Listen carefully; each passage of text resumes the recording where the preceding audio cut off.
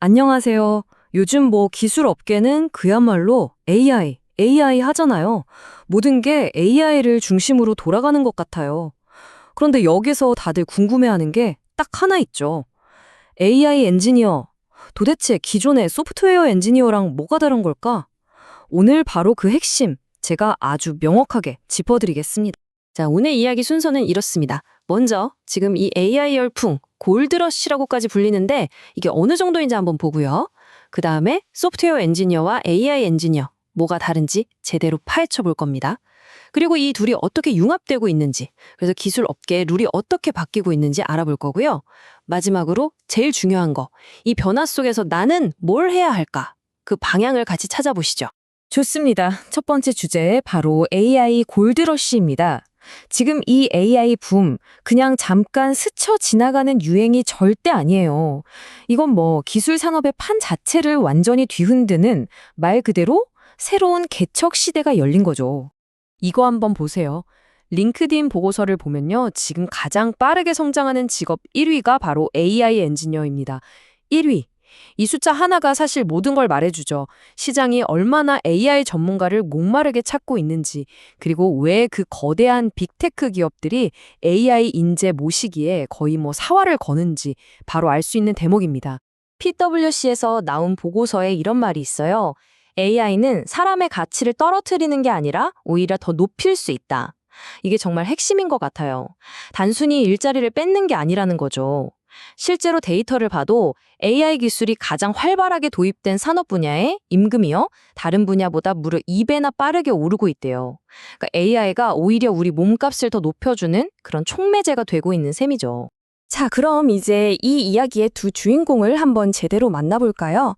바로 소프트웨어 엔지니어와 AI 엔지니어입니다. 뭐랄까, 한 명은 이 분야의 터줏대감 같은 베테랑이고, 다른 한 명은 무섭게 떠오르는 시니에스타라고 할 수 있겠네요. 먼저 소프트웨어 엔지니어. 이분들은 우리가 매일 쓰는 이 디지털 세상의 건축가라고 생각하시면 딱 맞습니다. 아주 명확한 설계도, 즉 규칙과 로직을 가지고 우리가 쓰는 웹사이트, 스마트폰 앱, 데이터베이스 같은 이런 디지털 건물들을 아주 튼튼하게 짓는 역할을 하는 거죠. 반면에 AI 엔지니어는 좀 달라요. 데이터 과학이랑 소프트웨어 개발, 그 사이를 연결하는 다리 같은 역할이라고 할 수 있어요.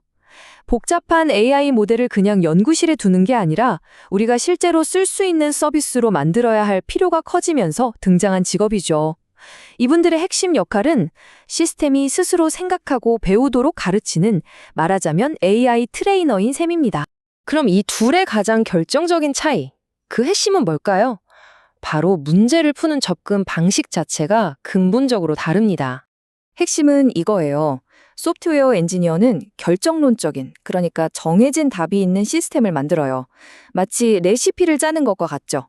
이 순서대로 이 재료를 넣으면 언제나 똑같은 맛의 요리가 나오는 것처럼요. 반면에 AI 엔지니어는 확률적인 시스템, 즉 학습하는 시스템을 만듭니다. 이건 미식가를 키우는 거랑 비슷해요. 수많은 음식을 맛보게 해서 경험을 쌓게 한 다음에 처음 보는 음식을 딱 보고 이건 맛있을 확률이 한 80%쯤 되겠군 하고 스스로 판단하게 만드는 거죠. 한쪽은 정해진 규칙, 다른 한쪽은 데이터 기반의 학습. 이게 가장 큰 차이입니다. 자, 이 표를 보시면 차이가 더 명확해지죠? 보세요. 주요 초점부터 달라요. 소프트웨어 엔지니어는 시스템이 절대 멈추면 안 되니까 신뢰성, 성능, 이게 제일 중요해요. 근데 AI 엔지니어는 모델이 얼마나 잘 맞추느냐, 즉 정확도가 핵심이죠. 쓰는 기술도 당연히 다르고요. 소프트웨어 엔지니어가 리액트나 스프링 같은 프레임워크를 쓴다면 AI 엔지니어는 텐서플로나 파이토치 같은 걸 다루죠. 최종 결과물을 보면 딱 감이 와요. 우리가 매일 들어가는 웹사이트나 앱은 소프트웨어 엔지니어의 결과물이고요.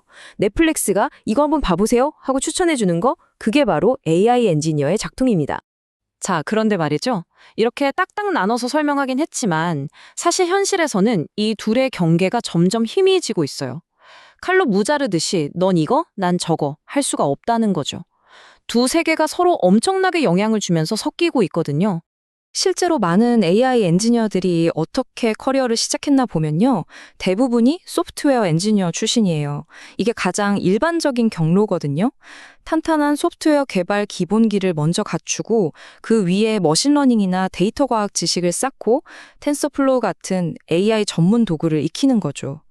어떻게 보면 훌륭한 AI 엔지니어가 되려면 그 이전에 먼저 실력 있는 소프트웨어 엔지니어가 되어야 한다는 말이기도 합니다. 반대 방향도 마찬가지예요. 이제 AI는 모든 소프트웨어 엔지니어에게 없어서는 안 돼 필수 도구가 되고 있어요. 요즘 개발자들 사이에서 난리인 기터브 코파일럿 아시죠? AI가 코드를 막 대신 써주잖아요. 또 여기에 버그 생길 것 같은데요 하고 미리 알려주기도 하고요. 테스트 같은 귀찮은 작업도 알아서 해주고 개발의 모든 과정에 AI가 스며들면서 그야말로 생산성이 폭발하고 있는 거죠. 이렇게 두 분야가 서로 섞이고 융합되다 보니까 당연히 기업들이 사람을 뽑는 방식도 완전히 달라지고 있습니다. 자, 그렇다면 이 기술 업계의 채용 시장에 어떤 새로운 게임의 룰이 생겨나고 있을까요? 여기 아주 명확한 트렌드가 보입니다. 하기보다는 실력을 보겠다는 거죠. 불과 4년 사이에요. 이런 기술 기반 채용을 하는 기업이 40%에서 60%로 확 늘었어요. 이건 엄청난 변화거든요.